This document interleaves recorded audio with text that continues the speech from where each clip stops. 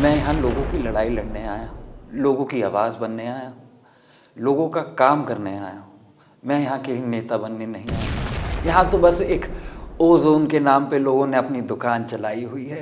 कभी कोई कमीशन लेता है, कभी कोई कमीशन लेता है। काम करवाने को कोई तैयार नहीं। जितने भी नेता हैं जो पब्लिक से दोबारा समर्थन मांग रहे हैं, वो बताएं कि उन्होंने क्या क्या काम किए हैं पब्लिक के लिए अपनी टाइम। दोस्तों नमस्कार, आप देख रहे हैं सत्य हुंकार। मैं आपके साथ सत्यपाल। दिल्ली विधानसभा चुनावों का बिगुल बजा है और साथ साथ जब से कांग्रेस ने दम भरा है तब से दिल्ली की राजनीति बदलने लगी है। बदलने इसलिए भी लगी है कि राहुल गांधी सीधा दिल्ली विधानसभा चुनावों में स्टैंड ले रहे हैं। युवाओं को मौका दिया जा रहा है। आइए इसी विषय पर मैं बात करूंगा बदरपुर विधानसभा की। बदरपुर विधानसभा बहुत ही महत्वपूर्ण विधानसभा है। महत्वपूर्ण इसलिए भी कि यहाँ की राजनीति केवल तख्ता पलट की राजनीति होती रही। जो आज किसी एक पार्टी में है वो कब कल किसी दूसरी पार्टी में होगा, इसका अंदाजा लगाना बड़ा मुश्किल है। महत्वपूर्ण इसलिए भी कि बदरपुर विधानसभा फरीदाबाद से मिलती हुई विधानसभा है, जो हरियाणा की राजनीति से भी कहीं ना कहीं ओतप्रोत रहती है। और इस बड़ी कड़ी में बदरपुर विधानसभा से जो बड़ी खबर है वो ये कि इस देश के जाने माने एक ऐसा नाम जब लिया जाता है तो ये कहा जाता है कि जिस प्रदेश में वो जाते हैं वहाँ की राजनीति की दिशा और दशा को बदल देते हैं। जी हाँ, मैं बात कर रहा हूँ अवतार सिंह भड़ाना की। अवतार सिंह भड़ाना के लिए चाहे राजस्थान का चुनाव रहा हो या उत्तर प्रदेश का या फिर हरियाणा का चुनाव रहा हो, और अब दिल्ली विधानसभा का चुनाव अवतार सिंह भड़ाना के नाम पर एक नई राजनीतिक पटकथा को लिखने के लिए तैयार हो चला है, क्योंकि उनके सपुत्र अर्जुन भड़ाना को राहुल गांधी ने सीधा टिकट दे दिया है। आइए ले चलता हूं आपको सीधा अर्जुन भड़ाना के साथ और जानेंगे कि बदरपुर विधानसभा की इस राजनीति में वो किस तरह की भागीदारी निभाएंगे और किन मुद्दों पर चुनाव लड़ेंगे। आइए सबसे पहले स्वागत करते हैं अर्जुन जी, आपका बहुत बहुत स्वागत। सबसे पहले नमस्कार जी, बहुत बहुत बधाई आपको। सबसे पहले बहुत बहुत धन्यवाद जी कि आपको एक नई पीढ़ी के तौर पर देखा जा रहा है जी। और एक बड़ा नाम अवतार सिंह भड़ाना का रहा जी। उनके सपुत्र हैं आप और आपको टिकट दिया गया कांग्रेस से। बहुत बहुत बधाई आपको। बहुत बहुत धन्यवाद सर आपका। क्या कहेंगे सबसे पहले कि एक बड़ी लड़ाई, राजनीतिक लड़ाई आपके पिताजी ने लड़ी है। हाँ जी। ना कि पूरे प्रदेश में बल्कि अन्य प्रदेशों में भी, पूरे भारत में अवतार सिंह का बड़ा नाम है जी।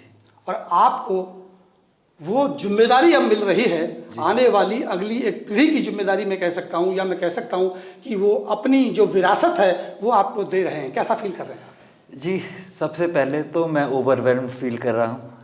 जितना प्यार, जितना मोहब्बत मुझे इन लोगों ने दी है, मेरे पे जितना विश्वास मेरे पिताजी ने, पार्टी ने, राहुल जी ने और बाकी सब लोगों ने मुझ जैसे यंग इंसान को एक मौका दिया है, पहली बार, और दिल्ली में सबसे यंग एमएलए के दावेदार होने का मौका दिया है। इसको मैं अपना सौभाग्य मानता हूँ। अर्जुन जी, एक खबर आई हमारे पास निकलती, कहाँ तक सच्चाई है जानने की कोशिश करेंगे, कि अवतार सिंह भड़ाना खुद टिकट मांग रहे थे, लेकिन राहुल जी ने कहा कि नहीं, अब ये मौका आपको नहीं मिलेगा, अब ये युवा और एक उभरते हुए चेहरा कांग्रेस के अर्जुन भड़ाना को मिलेगा। क्या ये सच्चाई है? जी देखिए, अंदर क्या बातें होती हैं उनके बारे में मैं क्या कहूँ, पर ये बात सच है कि मैं आज जो इलेक्शन लड़ रहा हूँ वो पार्टी के निर्देश से, जो निर्देश राहुल जी से और हमारे अध्यक्ष जी से आता है, उसी निर्देश पे हम इस काम करने को आगे चले हैं। बदरपुर विधानसभा महत्वपूर्ण विधानसभा है, नज़दीक में फरीदाबाद, और फरीदाबाद से आपके पिताजी सांसद रहे कई सालों तक रहे जी। मिला जुला एक स्थिति है, यहाँ के लोग वहाँ रहते हैं जी। किस तरह से देख रहे हैं, किस तरह से अस्वस्थ हैं आप अपनी जीत को लेकर के और यहाँ की राजनीतिक लड़ाई को लेकर? देखिए सर, बदरपुर के लिए हम कोई नए नहीं हैं। मेरे पिताजी ने फरीदाबाद और बदरपुर के लोगों की 40 साल सेवा की है। उन्होंने निस्वार्थ भाव से सेवा की है। मैं एक आपको एग्जाम्पल देता हूँ। वो चाहते तो अपने लिए, अपने राजनीतिक भविष्य के लिए बहुत चीज़ें मांग सकते थे, पर जब उन्हें मौका मिला तो उन्होंने बदरपुर का फ्लाईओवर मांगा, कि वो जानते थे कि इस एरिया के लोगों की सबसे बड़ी प्रॉब्लम है। उस फ्लाईओवर के लिए उन्होंने सालों लड़ाई लड़ी, दिल्ली सरकार में भी, हरियाणा सरकार में भी, सेंट्रल में भी, जहाँ जहाँ आवाज़ उठाई जा सकती थी, हर उस फ्रेम में, हर उस फोरम में उन्होंने वो आवाज़ उठाई, जिसका रिज़ल्ट है ये बदरपुर फ्लाईओवर, जिसकी वजह से आज लोगों की ज़िंदगी बेटर हो पाई। मैं नहीं मानता कि इस बदरपुर में उस प्रोजेक्ट के बाद ऐसा कोई भी काम हुआ हो जिसका कोई कह सके कि बदरपुर का भलाई करी हो, तो मैं चाहूँगा कि जो विकास रुका हुआ है, जो 10 साल से इधर उधर की राजनीति लोग कर रहे हैं, जो एक मुखौटा आज पहनते हैं, दूसरा मुखौटा कल पहनते हैं, जो अपने राजनीतिक अस्तित्व की लड़ाई लड़ रहे हैं, वो लोगों की लड़ाई नहीं लड़ रहे हैं। मैं यहाँ लोगों की लड़ाई लड़ने आया हूँ, लोगों की आवाज़ बनने आया हूँ, लोगों का काम करने आया हूँ। मैं यहाँ के नेता बनने नहीं आया हूँ। मैं सिर्फ सबके बेटे की तरह यहाँ सेवा करने आया हूँ। जैसे मुझे मेरे पिताजी को 40 साल सबकी सेवा करने का मौका मिला, मैं मानता हूँ कि आगे की ज़िंदगी में मुझे बदरपुर की जनता की सेवा करने का मौका मिलेगा, तो मैं उसका बहुत आभारी हूँ। अर्जुन जी, बहुत बड़ी बात आपने कही है कि आप जनता की सेवा करने के लिए आए, पिताजी के जो पद चिन्ह रहे उन पे आप चलने के लिए बदरपुर विधानसभा चुना है। लेकिन विकास की बात आप कर रहे हैं, विकास किन मुद्दों को लेकर के आप बात कर रहे हैं? बदरपुर में क्या समस्या ऐसी आप देख रहे हैं? देखिए sir, Badarpur is somewhat urban somewhat rural.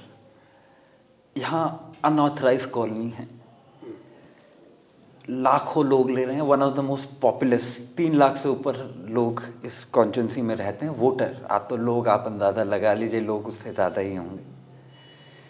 इतनी बड़ी कॉन्स्टिट्यूंसी में आप एमसीडी का कौन सा काम हो रहा है, सेंटर का कौन सा काम हो रहा है, स्टेट गवर्नमेंट कौन सा काम हो रहा है, या पिछले 10 सालों में हुआ हो, आप बता दीजिए। यहाँ तो बस एक ओजोन के नाम पे लोगों ने अपनी दुकान चलाई हुई है, कभी कोई कमीशन लेता है, कभी कोई कमीशन लेता है, काम करवाने को कोई तैयार नहीं, because this is an unauthorised colony.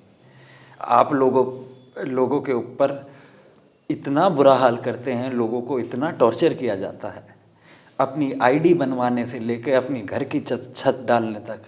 इस बदरपुर में अगर कोई ऊपर से नीचे तक कमीशन ना देता हो तो आप मुझे बता दीजिए। जब तक ये एरिया ओजोन का इशू क्लियर नहीं होगा, जब तक सरकारी सुविधा इस एरिया में सारी नहीं आएंगी, तो इस एरिया का विकास कैसे होगा? ना यहाँ सीवरेज है, ना यहाँ पानी है, ना यहाँ कनेक्टिविटी है, ना यहाँ लोगों को काम करने का कोई मौका मिलता है। तो मैं तो समझूंगा जब तक ये ओजोन के इशू को हर फोरम पे नहीं उठाया जाए और एक अपनी पर्सनल राजनीति से ऊपर उठ के लोगों के भले के लिए कुछ काम करने की कोशिश की जाए, तो मेरी सबसे पहला यही वादा है कि चाहे वो सड़क हो, चाहे वो असेंबली हो, चाहे वो हमारे लीडर हों, चाहे हमारी सरकार हो, जहाँ भी मुझे मौका मिलेगा मैं ये ओजोन का मुद्दा उठाऊंगा और कोशिश करूंगा, जैसे मेरे पिताजी ने बदरपुर पुल का मुद्दा उठाया और उसको पूरा किया, ऐसे ही शायद अगर भगवान और पब्लिक मेरा साथ दें तो मैं इस इशू को उठाऊंगा और कोशिश करूंगा कि इसको अंजाम तक लाया जाए। बड़ी दुखती रग पे आप हाथ रख रहे हैं। ओजोन की बात आप कर रहे हैं, बिल्कुल सच्चाई आपकी बातों में है। हमने भी लगातार कई सालों से ओजोन के मुद्दे पर राजनीति को होते हुए देखा है।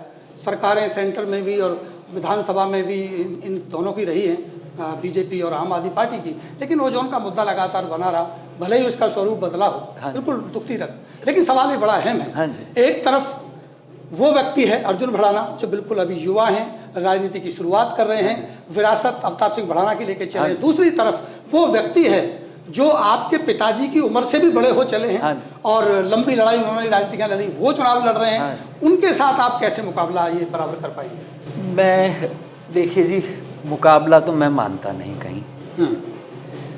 जो यहाँ तक मेरे पिताजी की बात रही, जो काम वो कर सकते हैं और जो करते आए हैं, जो इंसान 4 बार एमपी रहा हो, विधायक रहा हो, जिसने राजनीति का हर पड़ाव देखा हो, उस इंसान ने भी इस बार लोकसभा इलेक्शन में आके कहा कि युवा लोगों को मौका दिया जाए, मैं उनके लिए काम करूँ।